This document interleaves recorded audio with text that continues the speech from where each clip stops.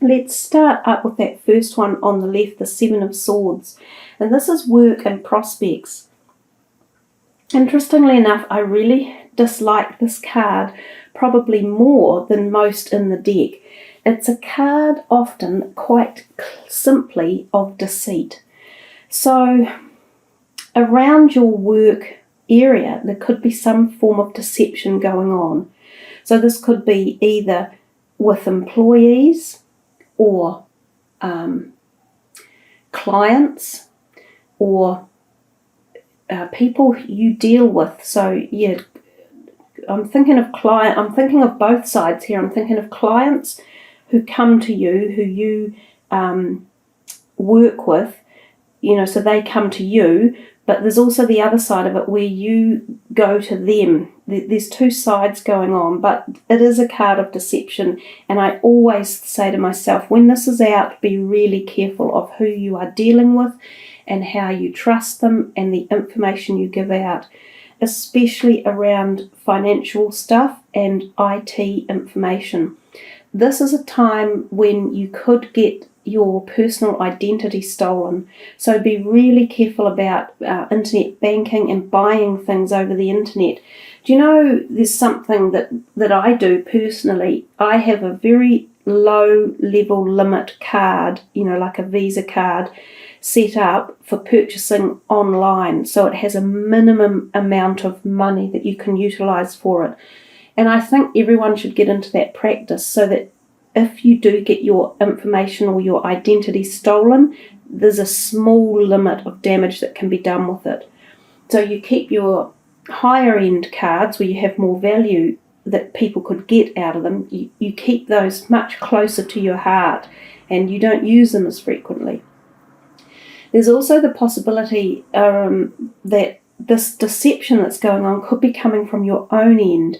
So there could be something that you are thinking of doing or planning on that's not quite above board, and you might be thinking, yeah, I think we can get away with this, I don't think it'll really matter.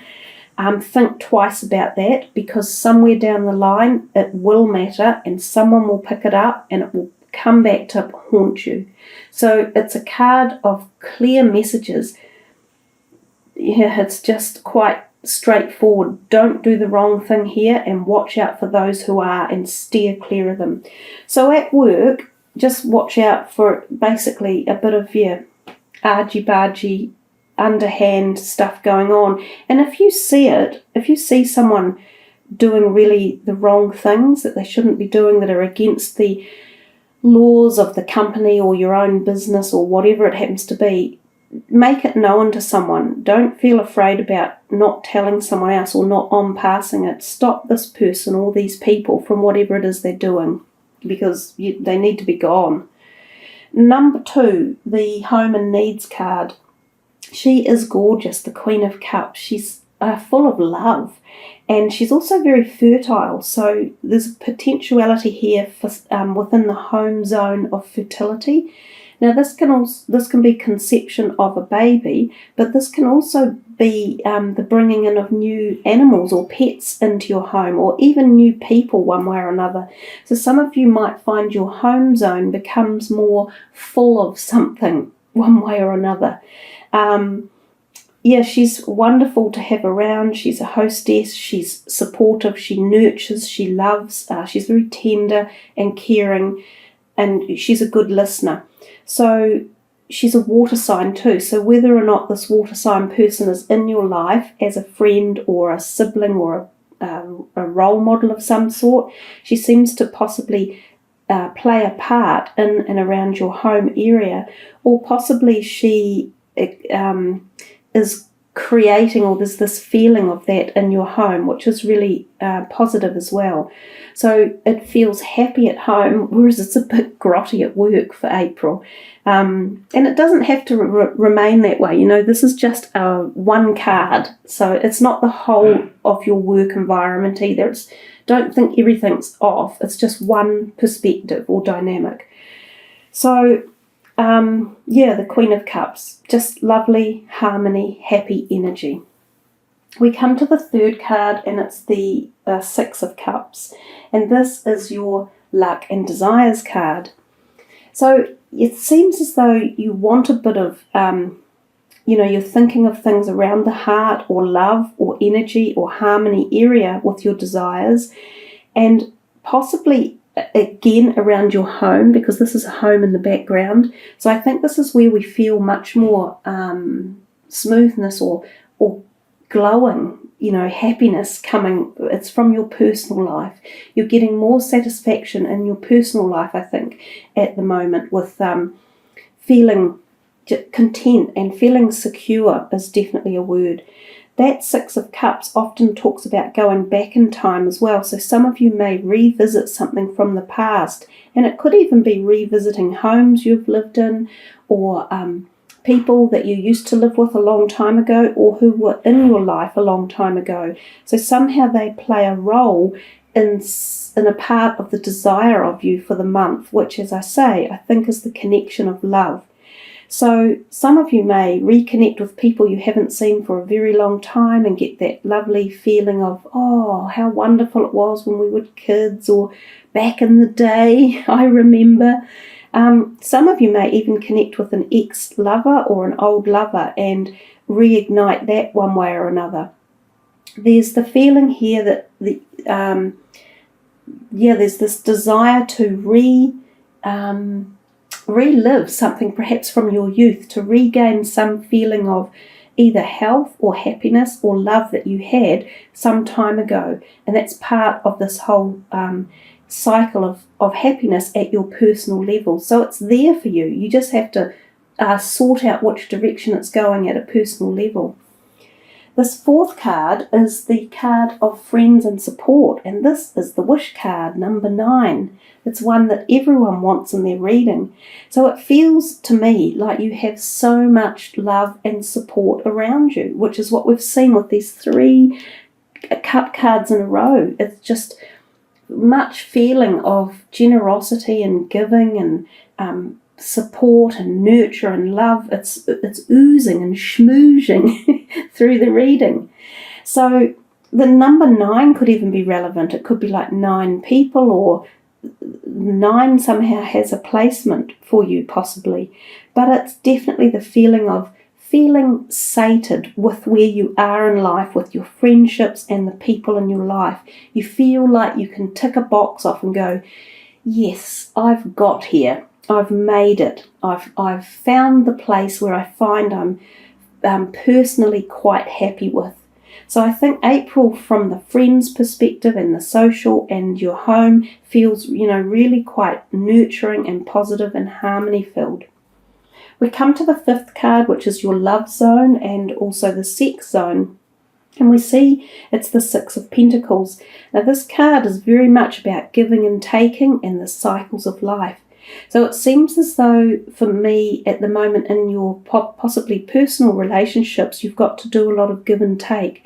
So it's not all just about giving, and it's not all just about taking. Because if we do either one of those out of balance, the cycle stops, and then you get up against a brick wall and nothing will happen.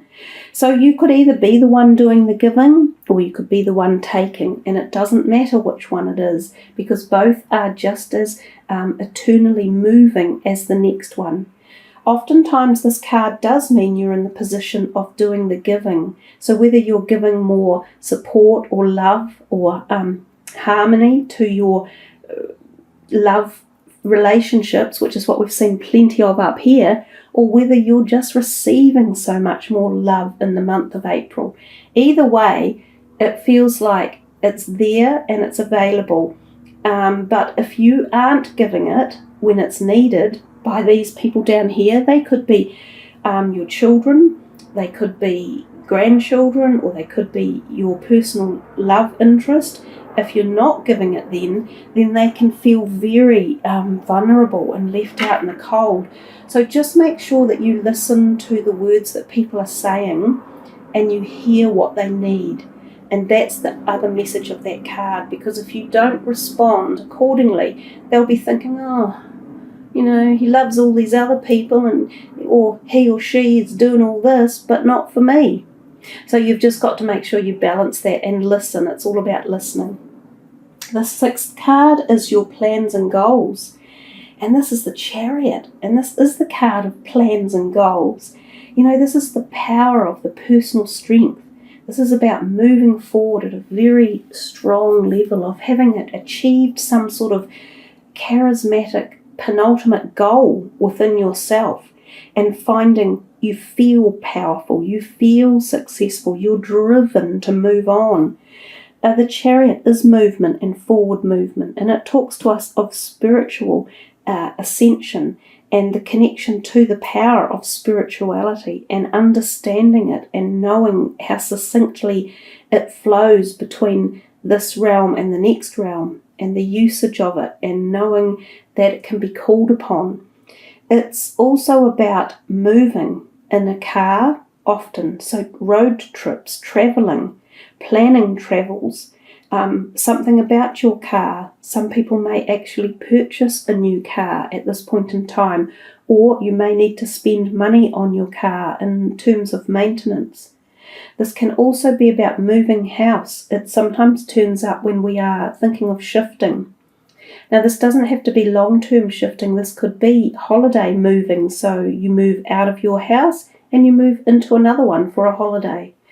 Lots and lots of different meanings for that, but this is, as I say, about your plans and goals.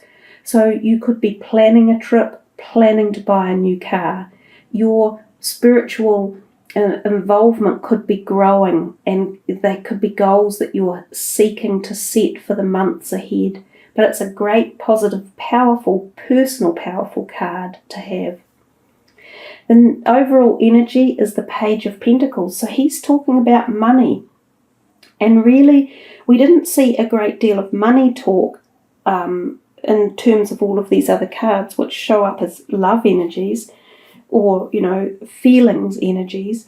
But this guy often talks about the prospect of new career opportunities, new businesses, new finance coming in, stirring up the imagination about how to earn more money, being offered more money, being offered new jobs. So some of you may be putting your CV out there and applying for a new position. Some of you may be offered new positions, money increments coming your way. So a positivity around finances as well. So I think when we started off and I said it's a sunny looking reading, it is. There's a lot of sunniness in it. Although we have to just, we definitely pulled this card back as not necessarily being sunny, but it's not all doom and gloom, as I said. So nice reading there, Aquarius. Quite within the month. I feel it's not looking too far ahead. So it's kind of about being in the month, being in the moment. Let's just quickly put these away and find out what your last card is. And since this is the 4th month, we will be taking from the 4th card down. These are the enigmatic little fairy deck. They're quite active. Let's see what your final message is. Wow, isn't that the perfect card for the Aquarians? Express your individuality. Every Aquarian I know does exactly that. Allow your true self to shine because you're awesome. See, it was just a nice message to finish off, just like, why do you have so many friends around you then? Why do people like you and sort of follow you, like the Pied Piper, a little bit like this? Because Aquarians often are. They're just light-hearted, and people are quite attracted to them because of their individuality. So as I said, I think it's a nice light reading for this month, and they're saying to you, enjoy yourself, enjoy the month, have fun, and be true to yourself. So a nice way to finish that reading, that bubbly, happy reading.